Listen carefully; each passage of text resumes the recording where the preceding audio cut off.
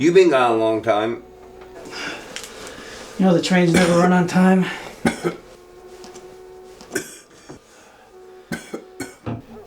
What is that? You could have the first sip. Easy. Jesus, what's in that? Nothing.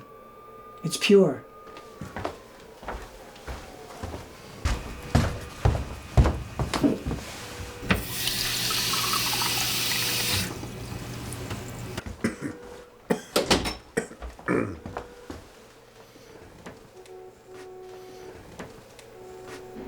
Oh man, how can you even afford that? What does a bottle go for nowadays? $50? I didn't buy it. You stole it? I didn't steal it either. I tried telling you before. There's an abundance of this purity of water that nobody's put a claim on. What do you mean? Where? Not in the city. You do know they don't want people out there, right? I know. Did you take your medicine yet? No, not yet. It's all yours. Maybe it'll help you feel better. We'll see. I hope. Thanks.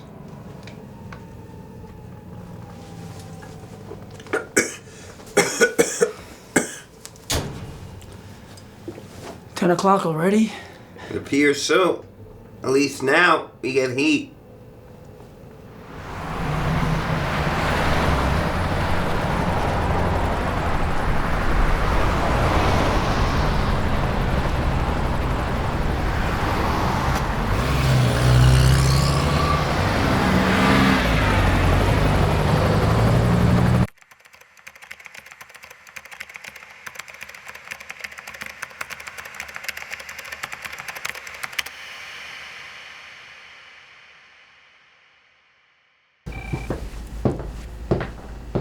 There you go. See you next week.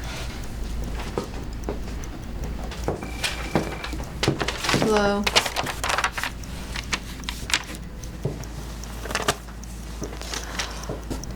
Any changes this week? No. Actually, my roommate's condition is worsening.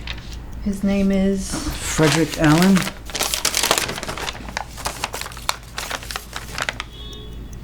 He hasn't been to work in 3 weeks? No. It says here he saw a doctor. Yeah, once. Okay, well, you get the regular allowance for your apartment size, food, clothes, and for your roommate, there's a medicine allowance. Plus Hold that. We spent enough on his meds. What are you talking about? He's still sick. Not made better by the lack of heat in the apartment. Something wrong with your heating system? Yeah. It only kicks in after lights out. How's that different from anyone else? It's not speeding his recovery. That's what makes it different.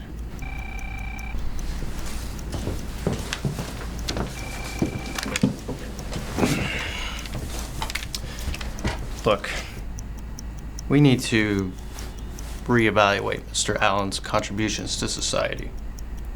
What do you mean, contributions? A living human is a carbon-producing machine. Now, what makes that acceptable is when said machine is working.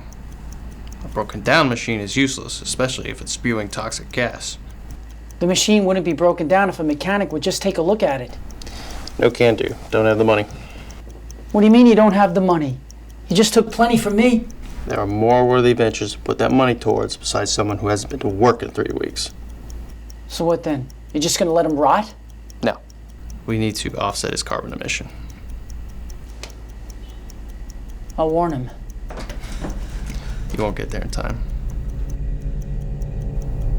And even if you were to get there first, what would you do? Where would you go? I know a place. A fence?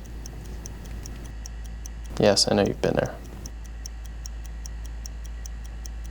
It's all right. There's no law against it. But it's there for your own good. How? It's only waist high. It's not there to keep you or anyone else out. It's just a simple boundary to remind you of what's on the other side. Which is? Chaos, disorder, rough seas, uncertainty. Can you honestly say that you're uncertain about your day-to-day life on this side of the fence? Yes. I'm uncertain as to when I'll be considered a broken down machine by someone like yourself. Non-medical personnel making medical decisions. I don't need to be a doctor to know when someone's outlived their usefulness. What qualifies you to hold that kind of authority? I've been to college. Which college? A top one. And I've been appointed to this post if that eases you. So your questioning of my authority is irrelevant.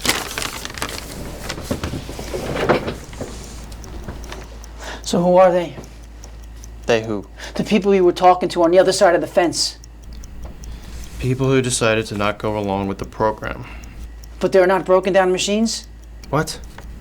You insinuated that Frederick Allen was spewing toxic gas simply because he was alive. So how come the people on the other side of the fence are walking around outdoors with no masks? Aren't they endangering everyone by doing so? Those masks are designed to reduce the amount of carbon you exhale. I'll remind you that every building is properly affixed with a ventilation system so that you don't have to wear one while you're inside. Exactly. So why does Frederick Allen need to be disposed of when he hasn't been outside in 3 weeks, and yet the others are permitted to walk around with no masks? We're not permitting them to do anything. They chose to be selfish. They chose to disregard science. They chose to deal with what's on the other side of the fence. What is on the other side of the fence? I already told you. Oh. You're curious about her. Can't blame me for that. But trust me when I say she has fangs. John, we're more evolved here. There's no one to watch over and take care of you on the other side. You're on your own. Now go home.